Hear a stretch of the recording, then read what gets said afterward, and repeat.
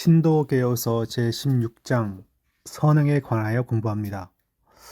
착한 일을 한다는 건데 하나님 보시기에 착한 일이 뭐고 그 다음에 인간이 하는 착한 일의 어떤 제한이나 한계가 무엇인가 그것을 공부하는 것이 바로 이번 섹션입니다. 1번 보시면 선행은 오직 하나님께서 그의 거룩한 말씀 가운데서 명령하신 것만이요. 사람들이 보기에 좋은 것을 행하는 것이 아니라 하나님 말씀 가운데서 명령하신 것 중에 뭐 구제하라, 도와주라, 말씀대로 살라, 또 하나님 말씀에 잘 따라 행하라 그런 것만 선행이라는 거죠. 그러니까 죄에 대한 기준을 보시면 하나님 말씀에 어긴 거나 모자란 것이라고 저희가 소유문답에서 공부했는데 마찬가지로 선행도 마찬가지입니다. 말씀 가운데서 명령하신 것을 행했을 때 그것을 선행이라고 말합니다. 사람에 의해 말씀에 근거 없이 맹목적 열심 때문에나 어떤 좋은 의도를 구실로 하여 안출되는 것은 아니다. 안출이라는 것은 생각을 깊이 해가지고 도출해낸 거예요. 그것은 선행의 정의가 되지 못합니다. 하나님 말씀 가운데 명령하신 것만 행할 때만이 선행이라는 것을 전제를 깔고 있는데 이 주제가 상당히 중요합니다. 두 번째, 하나님의 계명에 순종해서 행해지는 이 선행들은 참되고 살아있는 신앙의 열매들과 증거들이다.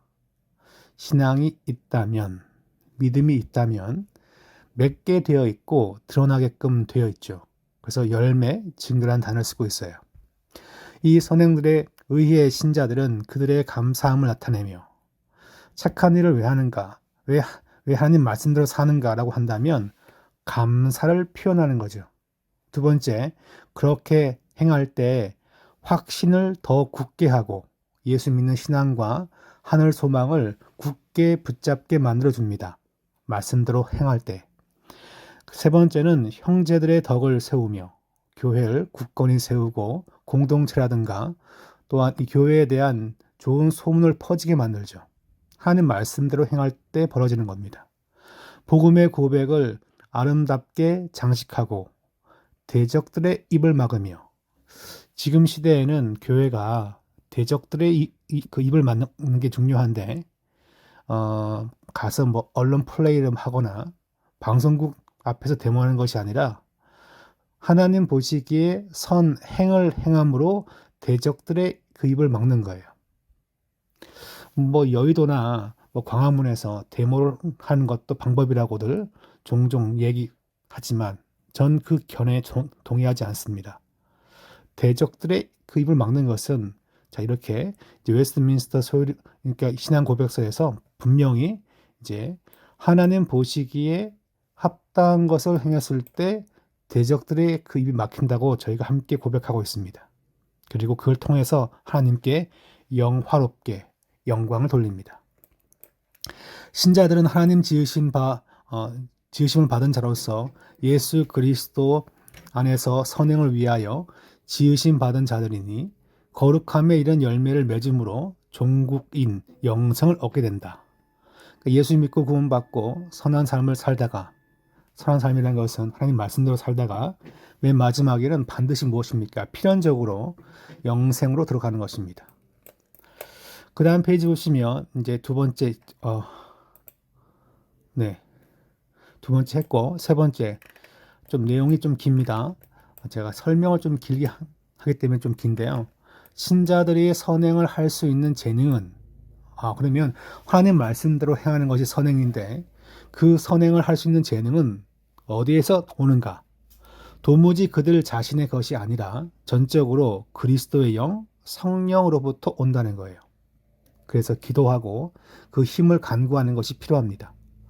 그들이 능히 선행을 할 수 있기 위해서는 이미 받은 은혜 외에 예수 그리스도의 복음을 깨닫고 영생을 깨닫고 진리를 깨닫는 것 그 외에 기뻐하시는 것을 원하고 또 행할 수 있도록 그들 안에서 역사하시는 동일한 성령의 실제적 감화가 필요하다. 받은 은혜가 있고 또한 받은 재물이 있어요. 받은 또한 육신의 힘이 있습니다. 신앙과 환경으로만 하는 것이 아니라 그 일을 앞두고서 뭘 해야 할까요? 성령님이 그때 주시는 감동, 감화, 힘이 필요합니다. 그 얘기예요. 하나님의 말씀을 행하기 위해서는 내 힘과 열정만으로 하는 것이 아니라 그때 당하여서 그 순간에 성령님의 도우심이 필요하다. 그 얘기입니다. 그러나 성령의 특별한 활동을 인지함 없이는 아무 의무도 행할 책임이 없는 듯이 그들이 여기서 나태하여지고 말해서는 안 되는 것이다. 오직 그들은 그들 안에 있는 하나님의 은혜를 부릴 듯 하게 함에 근면함이 당연하다. 그러니까 즉 이 말이 뭐냐면, 성령님이 뭐 도우셔야 되는 거래. 난 그냥 가만히 있을래. 어떻게 날 도우시겠지 뭐. 요따의 생각을 하는, 요따의 생각을 하는 골치 아픈 성도가 있다면, 그건 안 된다는 거죠. 우리 역시 성령님 도우심을 근면하게 사모해야 한다는 것입니다. 자, 은혜 받은 자가 선한 일을 행합니다. 그래서 은혜 받는 걸 사모해야 한다. 그렇게 설명할 수 있겠죠. 네 번째, 순종하는 일에 있어서 금생에서 가능한 최고 경지까지 이른 자들이라도 의무 이상으로 하여서 하나님이 요구하시는 것보다 더하는 데서는, 여기까지 조건인데, 누가 진짜 열심히 봉사도 하고 하나님 말씀 따라 막 사는 거예요. 그랬을 때 하나님 세우신 어떤 기준이 있겠죠. 다 도달할까요? 택도 없는 소리가 나죠. 매우 멀고 그들이 의무상 하지 않으면 안 될 많은 일에도 미치지 못한다. 인간의 수고의 한계죠. 우리의 삶은 성령님의 도움 받아서 하나님 말씀에 합당한 것, 선행을 행하는 것인데, 그렇게 열심히 뛰어서 산돌교회에서 1등을 하고 시흥시에서 1등을 한다 한들 해야 할 본래 사명에는 미치지 못합니다. 그러니까 인간 수고의 한계를 인정하는 것이 필요하죠. 5번, 우리는 우리 최고로 선한 행위들에 의해서도 하나님 손에 죄 용서나 영생을 공로에 의해 얻기 불능한데 그 행위들과 장차올 영광들 사이에 불균형이 있고, 그러니까 하나님의 우리가 이제 우리의 그 행위로서 선한 일을 해가지고 하나님 말씀에 합한 걸 행해서 영생 받기는 참 힘든데, 근데 우리의 행위가 있고 그 다음에 장차올 무엇입니까? 구원받은 자의 영광이 있어요. 사실 우리가 구원받을 하나님의 자녀인데 자녀답게 살고 있나요? 다? 종종 살지만 또 종종 못 삽니다. 그 얘기예요. 불균형이라는 말은. 우리와 하나님 사이에 무한한 거리가 있다는 거죠. 피조물과 인간. 자꾸 성경이 막 우리에게 우린 다 하나님의 백성이야. 하나님의 친백성이야. 하나님 우리 아버지야. 그러니까 인간적 아버지인 양 마음대로 사는 이상한 사람들이 생겨나죠. 그걸 경계해야 됩니다. 하나님은 창조주이고 우린 피조물이라는 것을 기억해야 되는데, 지금 여기 보시면 하나님과 우리 사이에 무한한 거리가 있고 우리는 그 행위들로 하나님께 유익하게 하지도 또한 우리의 이전 죄의 벌을 갚지도 못하고 우리로서 할 수 있는 것을 다한 때라도 우리는 우리의 의무를 한 것뿐이요 무익한 종들이기 때문에 이 행위들이 선한 때에는 그것들이 영으로부터 나오나 우리의 공작에 마우스가 바뀌어가지고 공작되는 때에는 그것들이 더러워지고 매우 많은 연약과 불완전으로 섞여 있다는 거예요. 그러니까 지금 여기 보시면 이게 마우스가 제가 무선 마우스를 써야 되는데 자 이게 뭐가 지금 나와 있습니까? 행위들이 선한 때는 그것들이 성령으로부터 나오는 거예요. 근데 이런 때가 있죠, 그죠? 근데 또한 반대로 뭡니까? 우리에 의해 성령이 아니라 우리 자신의 의해 공작, 행위되어질 때에는 연약함과 불완전이 섞여 있는 거죠. 하나님 말씀대로 사는 것이 선행이에요. 하나님 말씀대로 하는 것이 선행인데 그 선행을 할 때 때때로 순전해요. 왜냐니까 성령님 도우심으로 하기 때문에.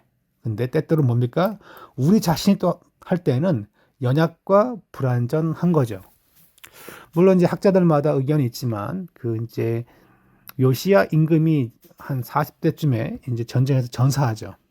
그랬을 때 그가 하나님의 뜻을 하나님의 뜻을 무시했다라고 그렇게 얘기해요. 근데 이제 그 왜 굳이 애국과 싸웠냐 뭐 그런데 그 너무 성경을 주관적으로 좀 해석한 거예요. 쉽게 단정 지을 수 없는 그런 본문인데 그걸 떠나서 순수한 왕이었지만 판단에 있어서는 연약과 불완전이 섞여 나올 수 있죠.